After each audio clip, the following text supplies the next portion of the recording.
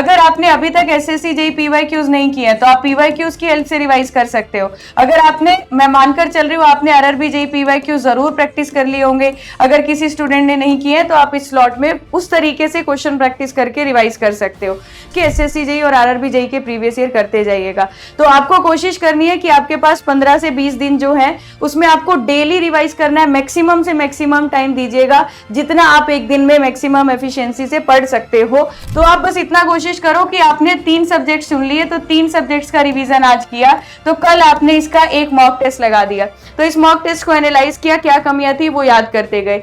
Hello everyone, welcome to engineers वाला। I hope आप सबकी तैयारी आरआरबी जेई सीबीटी 2 एग्जाम की अच्छी चल रही होगी। सो बहुत से स्टूडेंट्स को कुछ की पॉइंट्स का कंफ्यूजन था, इसलिए मैं आप लोगों के लिए वीडियो लेकर आई हूं कि आप लोग कैसे रिवाइज करें टेक्निकल और नॉन टेक्निकल पोर्शन को। इसी के साथ साथ क्या टाइम टेबल आप फॉलो कर सकते हो कि आपको बेस्ट जो 1 मंथ है उसमें आपको बेस्ट आउटकम मिले।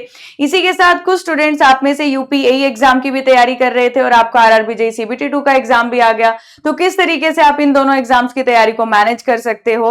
और अगर आप लोग अभी मॉक टेस्ट दे रहे हो तो मॉक टेस्ट में आप अपने जो रैंक इंप्रूव करने की बात करते हैं तो वो कैसे आप इंप्रूवमेंट कर सकते हैं, तो कुछ हम इन की पॉइंट्स के बारे में बात करेंगे आज के इस सेशन में। तो सबसे पहले मैं बात करती हूं आपका रिवीजन स्ट्रेटेजी। रिवीजन स्ट्रेटेजी के लिए जानना जरूरी है कि आप में से जो भी स्टूडेंट्स ने आरआरबी जेई सीबीटी 1 के लिए जो नॉन टेक्निकल वाला पार्ट था, अगर वो अच्छे से प्रिपेयर किया था, आप लोगों के पास आपके नोट्स हैं और आपने क्वेश्चंस प्रैक्टिस किए थे, तो देखिएगा सीबीटी 1 में भी आपका जनरल अवेयरनेस और इसके साथ जनरल साइंस पूछा गया था आपका 15+30 मार्क्स का, और यही सेम आपका आरआरबी जेई सीबीटी 2 में भी आने वाला है, जनरल अवेयरनेस और फिजिक्स एंड केमिस्ट्री। तो फिजिक्स केमिस्ट्री का आपका 15 क्वेश्चंस 15 मार्क्स और जनरल अवेयरनेस 15 क्वेश्चंस 15 मार्क्स। अब देखिएगा, अगर आप लोग 2 कैटेगरी के स्टूडेंट्स की मैं बात करूंगी, एक वो जिन्होंने इन सारे नॉन टेक्निकल पार्ट को अच्छे से पढ़ा था और उन्हें ये भरोसा भी था कि उनका एग्जाम निकल जाएगा, तो आप लोग ऑलरेडी सीबीटी 2 के लिए तैयारी आपने स्टार्ट कर दी थी। लेकिन आप में से कुछ स्टूडेंट्स कैटेगरी 2 में उन्हें बोलूंगी जिन्होंने इतना अच्छे से इस नॉन टेक्निकल को प्रिपेयर नहीं किया था और उन्हें इतना भरोसा नहीं था, तो वो सीबीटी 2 के लिए बहुत सीरियस होकर नहीं पढ़ रहे थे। तो सबसे पहले मैं कैटेगरी 1 वाले स्टूडेंट्स की बात करती हूँ। जो फिजिक्स और केमिस्ट्री वाला पार्ट है, अगर आप लोगों ने ऑलरेडी सीबीटी 1 के लिए अच्छे से कवर किया है तो यहाँ पर देखिएगा ये 15 नंबर 15 मार्क्स कैरी कर रहा है, और बिल्कुल डायरेक्ट आपको यहाँ पर मेंशन भी किया गया है आपके ऑफिशियल सिलेबस में कि आपका up to 10th standard CBSE इतना ही आपको ये दोनों सब्जेक्ट्स को पढ़ना है। तो आप इनके प्रीवियस ईयर क्वेश्चंस ऑलरेडी जो सीबीटी 1 में पढ़ चुके हो और जो आपने वहां पर नोट्स प्रिपेयर किए हैं वो आपके सीबीटी 2 एग्जाम में भी काम आएंगे। तो सबसे पहले कोशिश करना, क्योंकि इसका सिलेबस उतना ज्यादा नहीं रहता है, तो आप सबसे पहले ट्राई कीजिएगा फिजिक्स और केमिस्ट्री वाले पार्ट को कंप्लीट करने की। उसके बाद अगर हम बात करते हैं यहाँ पर जनरल अवेयरनेस, जो कि आपका 15 क्वेश्चंस और 15 मार्क्स आने वाले हैं, तो यहाँ पर सेम सिलेबस आपका सीबीटी 1 में भी था। तो अगर मैं बोलूं करंट अफेयर्स, तो करंट अफेयर्स ऑलरेडी आपने दिसंबर मंथ तक का प्रिपेयर कर लिया होगा। बस आपको दिसंबर से आगे आपका, अगर देख लीजिएगा अप्रैल मंथ में एग्जाम होता है तो कम से कम मार्च मंथ में आप लोगों का क्वेश्चन पेपर सेट हो जाएगा। तो आपको मार्च मंथ में मिड ऑफ मार्च तक के करंट अफेयर्स को प्रिपेयर करना होगा। तो करंट अफेयर की बात देखें तो यहाँ पर आपकी जो यूट्यूब पर भी क्लासेस चल रही है, Ashutosh sir daily morning classes लेते हैं, तो आप वहां से देख सकते हैं। और आपका, मैं ये मानकर चल रही हूँ कि आपने दिसंबर मंथ तक सारे चीजें जो है वो अच्छे से पढ़ रखी हैं, उसको रिवाइज करना है एक बार आपने अपने एंड से। इंडियन ज्योग्राफी आप लोग यहाँ पर पढ़ेंगे, और ये सारे नोट्स अगर आपने पढ़ रखे हैं तो ऑलरेडी मैं ये बोलूंगी कि ये 2 पार्ट्स आपके सीबीटी 1 के अगर आपने अच्छे से तैयार किए तो वो सीबीटी 2 में भी काम आने वाले हैं। अब 2 यहाँ पर नई चीजें देखने को मिलती है, एक तो आपका कंप्यूटर एप्लीकेशन बेसिक्स और एनवायरमेंट पॉल्यूशन बेसिक्स। देखिएगा दोनों 10 क्वेश्चन और 10 मार्क्स यहाँ पर कैरी कर रहे हैं। अब कंप्यूटर एप्लीकेशन बेसिक्स में बहुत ज्यादा डीप में जाने की जरूरत नहीं है, आप यहाँ पर प्रीवियस ईयर क्वेश्चंस देखिएगा, आरआरबी जेई के ही प्रीवियस ईयर क्वेश्चंस देखने हैं आपने, और उन्हीं क्वेश्चन के बेसिस पर आपको बस यहाँ से थ्योरेटिकल पार्ट प्रिपेयर करना है। आपका ये सिलेबस बहुत ज्यादा नहीं है, बेसिक पढ़ोगे, प्रीवियस ईयर क्वेश्चंस करोगे, और जो और कुछ एग्जाम्स है जिसमें आपका बेसिक्स ऑफ कंप्यूटर पूछा जाता है उन एग्जाम्स के पीवाईक्यूज करो। आपके 10 में से कम एवरेज 5 क्वेश्चंस आपको यहाँ पर वहां से देखने को मिल जाएंगे। तो आपको बहुत ज्यादा डीप में नहीं जाना है, नेक्स्ट मैं एनवायरमेंट एंड पॉल्यूशन बेसिक्स की बात करती हूँ। तो जो लोग यूपीए की तैयारी कर रहे हैं उनमें आपको दिखेगा कि एनवायरमेंट के कुछ टॉपिक्स यहाँ पर कॉमन मिल जाएंगे। अच्छा, अब एनवायरमेंट में आपका 10 क्वेश्चंस है, 10 मार्क्स है। अगर आप इसका सिलेबस देखोगे तो जितने भी सिविल इंजीनियरिंग स्टूडेंट्स इस सेशन को देख रहे हैं, आप लोग तो एनवायरमेंटल इंजीनियरिंग सब्जेक्ट पढ़ते हो और आधे से ज्यादा टॉपिक्स आपके यहाँ पर एनवायरमेंटल इंजीनियरिंग के है। तो आप लोगों के पास एक एज है कि आपको इसको बहुत ज्यादा अलग से एक्स्ट्रा नहीं पढ़ना है। और जो बाकी ब्रांचेस वाले यहाँ पर स्टूडेंट्स देख रहे हैं इस सेशन को, एनवायरमेंट एंड पॉल्यूशन बेसिक्स अगर आपने बिल्कुल भी अभी तक नहीं पढ़ा है, आप यूट्यूब पर जो यहाँ पर नॉन टेक के क्वेश्चन प्रैक्टिस करवाए जा रहे हैं आप वहां से देखिएगा, प्रीवियस ईयर क्वेश्चंस कीजिएगा। प्रीवियस ईयर क्वेश्चंस में आपको कुछ क्वेश्चंस रिपीटेड मिलेंगे। जो रिपीटेड क्वेश्चंस है ना इस टॉपिक से, उस टॉपिक को आप थोड़ा सा उसकी थ्योरेटिकल पार्ट प्रिपेयर कर लीजिएगा। पर सबसे पहले अपनी प्रायोरिटी रखना कि फिजिक्स एंड केमिस्ट्री वाला जो पार्ट है उसको पढ़ लीजिए। वहां से आपके 15 क्वेश्चंस बनने वाले हैं। जनरल अवेयरनेस वाले पार्ट से आप सबसे पहले यहाँ पर पॉलिटी पढ़ सकते हो क्योंकि उसका सिलेबस थोड़ा कम रहता है बाकी के कंपैरिजन में। और आप करंट अफेयर्स जो आपने पढ़ रखा है दिसंबर मंथ तक उसको रिवाइज कर सकते हो। और सबसे ज्यादा जो वेटेज है वो हमारी टेक्निकल एबिलिटी की है, जो कि आपके टेक्निकल सब्जेक्ट्स है। 100 क्वेश्चंस और 100 मार्क्स। अब देखो 120 मिनट्स का आपके पास टाइम है। 120 मिनट्स में आपको इतने क्वेश्चंस सॉल्व करने हैं, तो ऑब्वियस सी बात है कि बहुत ज्यादा लेंथी न्यूमेरिकल्स नहीं आएंगे।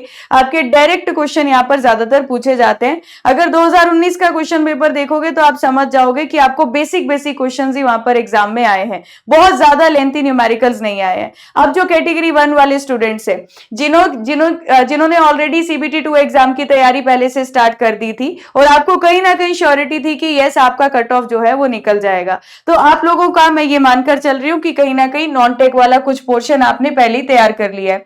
आप अपने दिन को, पूरे दिन को 4 स्लॉट्स में या 3 स्लॉट्स में बांट सकते हो। जो मॉर्निंग वाला स्लॉट है आप इसको नॉन टेक के पार्ट के लिए रख सकते हो। इस नॉन टेक के पोर्शन में आप लोगों को अपना करंट अफेयर रिवाइज करना है, इंडियन जियोग्राफी रिवाइज करनी है, कोशिश करना है। अगर आपने ये सीबीटी 1 के लिए अच्छे से पढ़ लिया है तो आप इसका अलग से एक मॉक टेस्ट दीजिए नॉन टेक का ही, और एक मॉक टेस्ट दीजिएगा और उससे आप एनालाइज कीजिएगा कि आपका कौन सा पोर्शन वीक है और आप उसकी थ्योरेटिकल पार्ट को पढ़ सकते हैं। तो मॉर्निंग के स्लॉट को रखिएगा नॉन टेक पोर्शन के लिए। इसमें आप लोग कंप्यूटर एप्लीकेशन एंड बेसिक्स के कुछ प्रीवियस ईयर क्वेश्चंस कर सकते हो, और इसी के साथ साथ इसी मॉर्निंग सेशन में आप लोग एनवायरमेंट के भी पीवाईक्यूज देख सकते हो।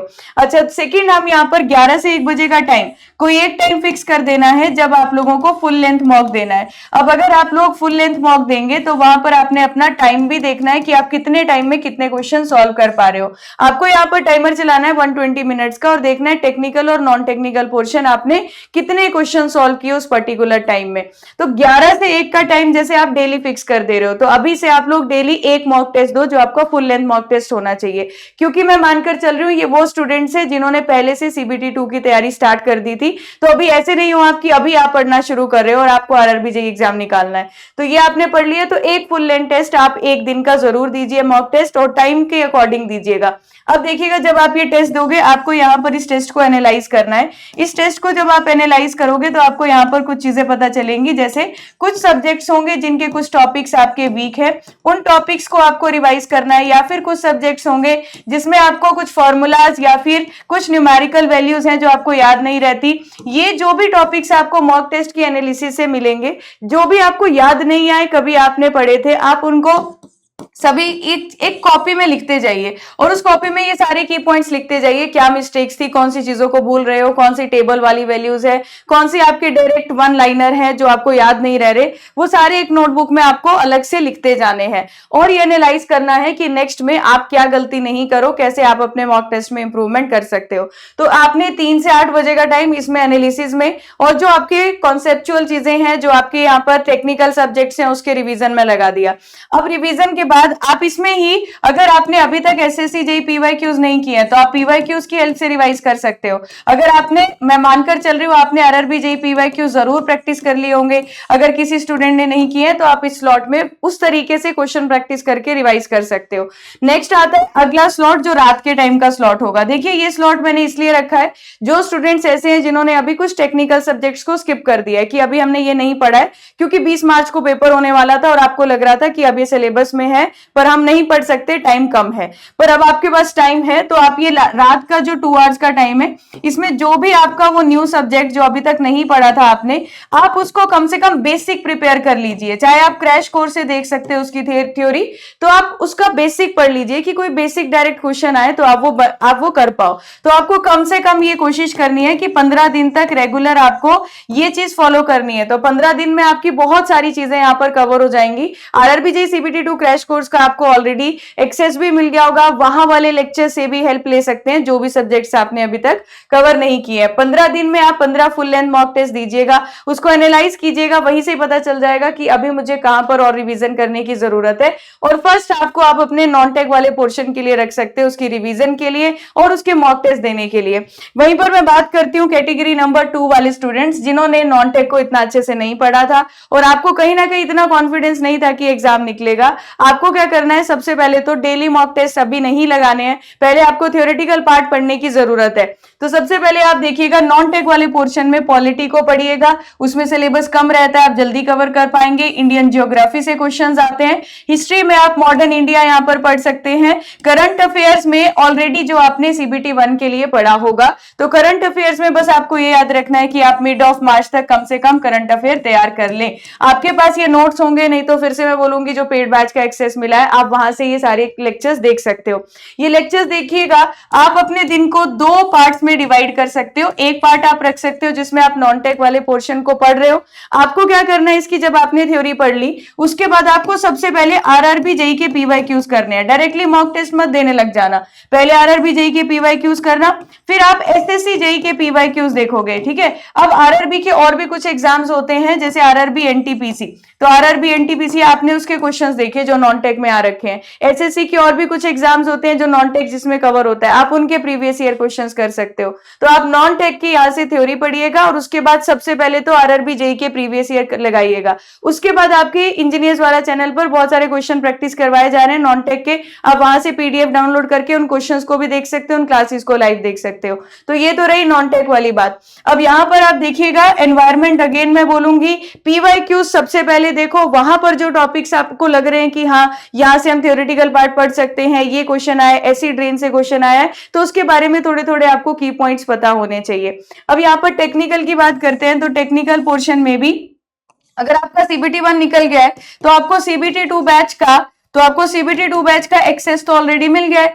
अब आपने कुछ ना कुछ टेक्निकल सब्जेक्ट्स जो सबसे पहले पढ़ने हैं अच्छे से, डायरेक्ट क्वेश्चन नहीं करने लग जाना। आपको सबसे पहले हाईएस्ट वेटेज सब्जेक्ट प्रिपेयर करने हैं। तो आप सभी किसी भी ब्रांच से हो तो कोई ना कोई 4 से 5 सब्जेक्ट्स ऐसे होंगे जो सबसे ज्यादा वेटेज रख रहे होंगे 2019 में। तो सबसे पहले उन 5 सब्जेक्ट्स के थ्योरी लेक्चर्स देखिएगा। उसके बाद आपको यहाँ पर सबसे पहले आरआरबी के ही पीवाईक्यू देखने हैं और एसएससी जेईई के पीवाईक्यू सॉल्व कर रहे हैं। एसएससी जेईई के कम से कम पिछले 5 साल के प्रीवियस ईयर क्वेश्चंस कर लीजिएगा। जब ये दोनों हो जाएंगे और थ्योरेटिकल पोर्शन जैसे जैसे आप एक एक चैप्टर कवर करते जा रहे हो, एक एक चैप्टर की थ्योरी पढ़ते जा रहे हो, उसके एसएससी जेईई और आरआरबी जेईई के प्रीवियस ईयर करते जाइएगा। तो आपको कोशिश करनी है कि आपके पास 15 से 20 दिन जो है उसमें आपको डेली रिवाइज करना है। मैक्सिमम से मैक्सिमम टाइम दीजिएगा, जितना आप एक दिन में मैक्सिमम एफिशिएंसी से पढ़ सकते हो, क्योंकि आपके माइंड में आपको वो रिटेन भी करना है। तो इस बात का भी ध्यान रखना है। तो आपके लिए कोई टाइम की लिमिट नहीं है कि आपको 2 आवर्स, 6 आवर्स, 7 आवर्स। देखिएगा, आपको कोशिश करनी है कि 15 से 20 दिन में आपके हाईएस्ट वेटेज सब्जेक्ट सारे हो जाएं और जो लोएस्ट वेटेज सब्जेक्ट्स हैं या मीडियम वेटेज सब्जेक्ट्स हैं वो आपके बेसिक तैयार हो जाए। और वो बेसिक तैयार करने के लिए आप वन शॉट रिवीजन सेशन भी देख सकते हो। जो आप सब्जेक्ट पूरी तरीके से स्किप नहीं करना चाहते उसको आप बेसिक पढ़ लीजिएगा। जब आप ये क्वेश्चन कर लोगे उसके बाद जो यहाँ पर आपको इंजीनियर्स वाला पर ही जो क्वेश्चन प्रैक्टिस करवाए गए हैं, आप ये क्वेश्चन प्रैक्टिस कीजिए। हर एक सब्जेक्ट के क्वेश्चन प्रैक्टिस करवाए जा रहे हैं आपको, तो ये क्वेश्चंस प्रैक्टिस कर सकते हो। तो आपको सबसे पहले तो ये चीजें करनी है, उसके बाद आपको मॉक टेस्ट पर जाना है। तो मान लीजिए एक हफ्ते में आपने 2-3 टेक्निकल सब्जेक्ट की थ्योरी पढ़ ली, उसके पीवाईक्यूज कर लिए हैं, तो 1 वीक के बाद आप मिक्स सब्जेक्ट टेस्ट दे सकते हो। जैसे आपने 3 टेक्निकल सब्जेक्ट पढ़े तो आप एक मिक्स सब्जेक्ट दीजिए, मिक्स टेस्ट दीजिए जिसमें आपके 3 सब्जेक्ट्स कवर हो। तो आप देखिएगा कि उन 3 सब्जेक्ट्स में कितने क्वेश्चंस आप लोग कर पा रहे हो। इस तरीके से आपको इंप्रूवमेंट करनी है। अब यहीं पर मैं बात करूं अगर सिलेबस की, तो आपका सिविल इंजीनियरिंग ब्रांच में जो मैक्सिमम क्वेश्चंस है आप लोग जानते हैं, बिल्डिंग मटेरियल, कंक्रीट टेक्नोलॉजी, आपका जो 2019 का एग्जाम हुआ था उसमें एनवायरमेंटल इंजीनियरिंग का वेटेज ज्यादा था, सॉइल मैकेनिक्स का वेटेज ज्यादा था। इसके अलावा आपका जैसे एस्टिमेशन कॉस्टिंग है, आपके 7 to 8 एवरेज क्वेश्चंस यहां से देखने को मिले। तो अभी आपको जो सब्जेक्ट्स आपने अभी तक नहीं पढ़े, आपको उन सब्जेक्ट्स को प्रिपेयर करने का, बेसिक लेवल तक पढ़ने का एक टाइम मिल गया, उस टाइम को यूटिलाइज करिए। यहीं पर मैं बात करती हूँ मैकेनिकल इंजीनियरिंग की। तो मैकेनिकल इंजीनियरिंग में इंजीनियरिंग मैकेनिक्स, फ्लूइड मैकेनिक्स हो गया, प्रोडक्शन हो गया, इनके क्वेश्चंस बहुत ज्यादा पूछे जाते हैं, तो इन हाईएस्ट वेटेज वाले सब्जेक्ट्स को तैयार करना है। इंडस्ट्रियल इंजीनियरिंग, सिमिलरली इलेक्ट्रिकल में जैसे आपका सर्किट लॉ, मेजरमेंट हो गया, estimation, costing, utilisation of electrical energy, ये कुछ सब्जेक्ट्स हैं जो आपके थोड़े ज्यादा वेटेज वाले हैं। 2019 में यहाँ से ज्यादा क्वेश्चन आए हैं, आप इनको सबसे पहले पढ़िएगा। अच्छा, अब ये जब आप पढ़ेंगे तो आपको क्या करना है, बस रिवीजन करने के लिए आप आरआरबी जेईई के पीवाईक्यू सबसे पहले सॉल्व करोगे, सेकंड नंबर पर एसएससी जेईई, थर्ड नंबर पर जो आपको यूट्यूब पर क्वेश्चन प्रैक्टिस करवाए जा रहे हैं, उसके बाद ही आप लोग मॉक टेस्ट दीजिएगा। तो मॉक टेस्ट आप इस तरीके से मिक्स सब्जेक्ट टेस्ट दोगे तो इससे आपको पता चलेगा कि आप कॉन्सेप्ट्स को, जब अलग अलग सब्जेक्ट्स के कॉन्सेप्ट्स आ रहे हैं तो आप उनको अप्लाई कर पा रहे हो या नहीं। अब आपका एक बहुत बड़ा कंफ्यूजन था कि क्या मैं यूपीएई की तैयारी कर रहा हूं तो मैं आरआरबी जेईई का एग्जाम क्या दूं या नहीं दूं या क्या करना है। देखिएगा, अगर यूपीएई के लिए तैयारी कर रहे हो, जरूर ये बात तो पक्की है कि यूपीएई का लेवल जो है वो तो अच्छा है। तो इसका मतलब यूपीएई के लिए वो स्टूडेंट तो ऐसा नहीं होगा जो सोच रहा होगा कि मैं आज से तैयारी शुरू करूंगा और मेरा अप्रैल में एग्जाम निकल जाएगा। ऑब्वियस सी बात है, आप सीरियस स्टूडेंट है और तभी आपने यूपीएई एग्जाम को सीरियस होकर चुना है। तो उसकी तैयारी जो आप लोग कर रहे हो, आप उसकी तैयारी को वैसे ही करते रहिए। आप यूपीएई के लिए फर्स्ट हाफ रख लीजिए अपने एक दिन का। जैसे आप इसमें नॉन टेक का पोर्शन आपका पूरा आना है, उस पूरे पोर्शन को पढ़ते रहिए। एनवायरमेंटल इंजीनियरिंग, यहाँ पर भी कुछ टॉपिक्स आपको कॉमन मिल जाएंगे जो नॉन टेक के होंगे, आरआरबी के साथ भी मैच हो रहे होंगे। अब देखो, ये तो आप लोगों ने फर्स्ट हाफ में रख लीजिए जिसमें आप यूपीएई की जैसे तैयारी कर रहे थे बिल्कुल वैसे ही पढ़ना है। अब आप शाम का कुछ टाइम रख सकते हो, फॉर एग्जाम्पल 6 से 12 बजे का टाइम। फॉर एग्जाम्पल आप यहाँ पर रख सकते हो 6 बजे से 12 बजे का टाइम। तो ऑब्वियस सी बात है कि आप लोगों का ये 6 to 7 आवर्स आपने ऐसे फिक्स कर लिए जिसमें आप किसको टाइम दोगे, जिसमें आप सबसे पहले टेक्निकल पोर्शन को टाइम दीजिए। तो टेक्निकल पोर्शन में अब आपके सब्जेक्ट्स ऑलरेडी कुछ ना कुछ आपने ऑलरेडी पढ़ लिए होंगे, तो आप यहाँ पर हाईएस्ट वेटेज सब्जेक्ट से स्टार्ट कीजिएगा। आप अपने शॉर्ट नोट्स रिवाइज कीजिएगा, आप अपने शॉर्ट नोट्स रिवाइज कीजिएगा। और मैं आपको बोलूंगी, रिवीजन करने के लिए सबसे अच्छा तरीका है क्वेश्चन प्रैक्टिस। और कहीं ना कहीं आपने टेक्निकल पोर्शन जरूर पढ़ा होगा अगर आप यूपीएई की तैयारी कर रहे हो, तो आप मॉक टेस्ट देना स्टार्ट करो, आप मिक्स सब्जेक्ट के मॉक टेस्ट देना स्टार्ट करो और शॉर्ट नोट से रिवाइज करो और उसके बाद टेस्ट दो। देखो कौन से थ्योरेटिकल पोर्शन वीक है और वहां से आप लोग उसकी थ्योरी वाले पोर्शन को या फिर कॉन्सेप्ट्स को देखो। मतलब आपको यहाँ पर शॉर्ट नोट्स देखने हैं, फिर अपने मॉक टेस्ट देने हैं, मॉक टेस्ट में जहां पर गलतियां हुई और वहां से फिर से आपको अपने नोट्स पर जाना है जो आपने डिटेल में नोट्स बनाए होंगे। तो इस तरीके से आप प्लान बना लीजिए कि अगले 15 से 20 दिन में आपको थोड़े से एक्स्ट्रा एफर्ट्स तो जरूर लगाने होंगे। इन 15 से 20 दिन में जो आप मेहनत करोगे, ये टेक्निकल पोर्शन जो आप प्रिपेयर करोगे, ये एसएससी जेईई में भी काम आएगी और यूपीएई में भी काम आएगी। तो आप बस इतना कोशिश करो कि आपने 3 सब्जेक्ट सुन लिए, तो 3 सब्जेक्ट्स का रिवीजन आज किया, तो कल आपने इसका एक मॉक टेस्ट लगा दिया, तो इस मॉक टेस्ट को एनालाइज किया, क्या कमियां थी वो याद करते गए। तो ये मैंने 6 आवर्स रखे हैं। इन 6 आवर्स में आप एक टेस्ट दे सकते हो, मिक्स सब्जेक्ट टेस्ट। इसी के साथ साथ आपको लगता है जो नॉन टेक वाला पोर्शन आपको रिवाइज करना है, फॉर एग्जांपल आपको लगता है कि मुझे करंट अफेयर वाले पोर्शन को फिर से देखना है, आप 1 आवर उसको दे सकते हो। तो इस तरीके से आप शाम का 6 to 7 आवर्स वाला टाइम इस तरीके से डिवाइड कीजिए कि आपके टेक्निकल के एटलीस्ट 2-3 सब्जेक्ट्स का रिवीजन होता रहे with the help of mock test, और साथ साथ में नॉन टेक्निकल का 1 आवर 2 आवर आप ध्यान दे सकते हैं कि 1 आवर में आपने या तो मॉक टेस्ट दे दिया जिसमें आपके नॉन टेक के क्वेश्चंस है, क्वेश्चंस देखोगे तो याद भी आ जाएगा क्या पढ़ा था या क्या कमियां हैं। तो वो आप लोग नॉन टेक वाले पोर्शन और टेक्निकल वाले पोर्शन को दिन के सेकेंड हाफ में रखिएगा। थोड़ा कम सोना पड़ेगा और ज्यादा मेहनत करनी पड़ेगी, क्योंकि अगर दोनों एग्जाम्स आपको सामने दिख रहे हैं, सीबीटी 1 ऑलरेडी स्टेज 1 आपका क्वालिफाई हो गया है, ज्यादा चांसेस है आप ये वाला एग्जाम भी निकाल सकते हैं। तो इस पर भी टारगेट करना है, ऐसे नहीं कि हम आरआरबी जेईई नहीं देंगे क्योंकि हम यूपीएई पर टारगेट कर कर रहे हैं। तो इस एग्जाम के बारे में भी सोचिए और इसमें जो पढ़ोगे वो आपके बाकी एग्जाम्स में भी काम आएगा। अब अगली बात आती है आपके मॉक टेस्ट। कुछ लोग पहले से ही अभी मॉक टेस्ट दे रहे होंगे। अब आप जब मॉक टेस्ट दे रहे हो तो आपके मार्क्स जो हैं वो इंक्रीज नहीं हो रहे हैं और उसके अलग अलग रीजंस हैं। कई बार आप कोई दो ऑप्शंस में कंफ्यूज हो जाते हो और कई बार आपका जल्दबाजी की वजह से गलत हो जाता है और कई बार आप क्वेश्चन को ही गलत पढ़ लेते हो। आप ये देखते ही नहीं कि स्टेटमेंट रॉन्ग पूछी है या करेक्ट पूछी है। देखिएगा, सबसे पहले जब आप मॉक टेस्ट दो, आपने बस ये नहीं सोचना कि मैं पेपर से पहले 100 मॉक टेस्ट देकर जाऊंगा। 100 मॉक टेस्ट दिए और एनालिसिस नहीं किया तो उसका कोई फायदा नहीं है। आपको कोई ऐसा बड़ा टारगेट नहीं रखना है। जब आप एक दिन का, मान लीजिए जो लोग एक दिन का एक मॉक टेस्ट दे रहे हैं, तो इस मॉक टेस्ट को एनालाइज करना है। अब आपने यहाँ पर 120 मिनट्स में एक फुल लेंथ टेस्ट दिया, उसके बाद आपने देखा कि कौन से क्वेश्चंस आपके डायरेक्ट बन गए, कौन सी वैल्यूज आपको सीधी सीधी याद आ रही थी, तो इसका मतलब अभी याद आ रही है तो पेपर में भी याद आ जाएंगी। कौन से क्वेश्चंस ऐसे थे जिसमें आपको सोचने के लिए टाइम ज्यादा लगा, कुछ क्वेश्चंस ऐसे होंगे जिसमें आपको याद नहीं आ रही थी वैल्यूज, फिर टाइम लगा, फिर आपने उसको किस तरीके से सोचकर ट्रिक बनाकर निकाला। तो टाइम जिसमें ज्यादा लगा वो वाले टॉपिक्स एक जगह पर लिखते जाइए जिनका रिवीजन की ज्यादा जरूरत है। कुछ क्वेश्चंस ऐसे मिले होंगे मैम जिनका कॉन्सेप्ट हमने कभी पढ़ा ही नहीं था, हमें पता ही नहीं है इन चीजों के बारे में।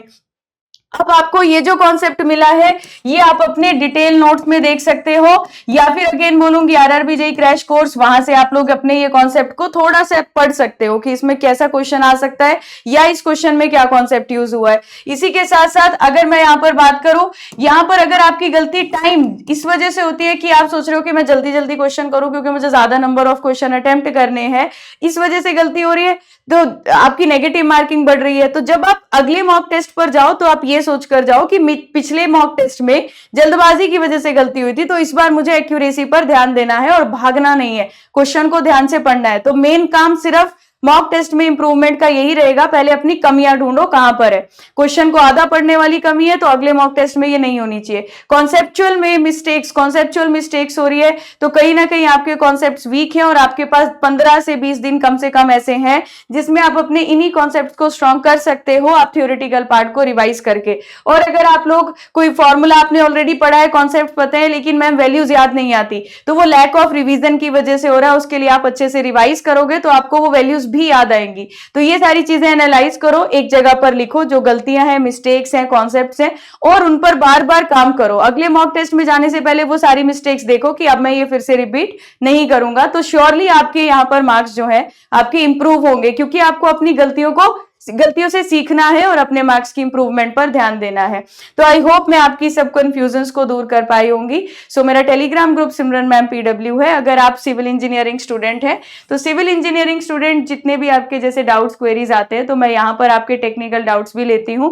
तो अभी मैंने कोशिश की कि जो जो कंफ्यूजन्स मुझे टेलीग्राम पर आप लोगों के मैसेजेस आ रहे थे उन कंफ्यूजन्स को इस वीडियो में दूर करने की, लेकिन फिर भी आपको अगर लग रहा है कि मैम नहीं मॉक टेस्ट दे रहे हैं या कोई और प्रॉब्लम आ रही है ड्यूरिंग इस पूरी तैयारी के दौरान, तो आप वो मुझे जरूर कमेंट सेक्शन में बताइए और सीरियस होकर पढ़ाई करिए। ये मत सोचिए कि दिन के 8 घंटे पढ़ने हैं या 9 घंटे या 10 घंटे, ये सोचना है कि पूरा दिन जो है वो पढ़ाई से ही शुरू होना चाहिए और पढ़ाई पर ही खत्म होना चाहिए। और बीच में दिन का जितना भी टाइम है उस टाइम पर भी मैं सिर्फ स्टडी से रिलेटेड ही बात करूंगा। मेरे फोन पर वही चीजें होनी चाहिए, जैसे आपने स्क्रीनशॉट रख लिया, ये टेबल की वैल्यूज याद नहीं होती, उसका स्क्रीनशॉट रख लिया, तो ये सारी चीजें पूरे दिन में आपके दिमाग में सिर्फ पढ़ने से रिलेटेड चीजें ही घूमनी चाहिए, उसके अलावा इधर उधर की बातें नहीं घूमनी चाहिए। तो पूरा दिन जितना अच्छे से आप इस स्टडीज को दे सकते हो, जितना अच्छे से यूटिलाइज कर सकते हो पढ़ाई में, वैसे करना है। ये नहीं सोचना कि मैं 12 घंटे पढ़ूंगा या 10 घंटे पढ़ूंगा, ठीक है, आवर्स की कोई लिमिट नहीं है। तो अच्छे से पढ़ाई करो, अच्छे से तैयारी करो और जरूर आपका एग्जाम निकलेगा अगर आप अच्छे से सब रिवीजन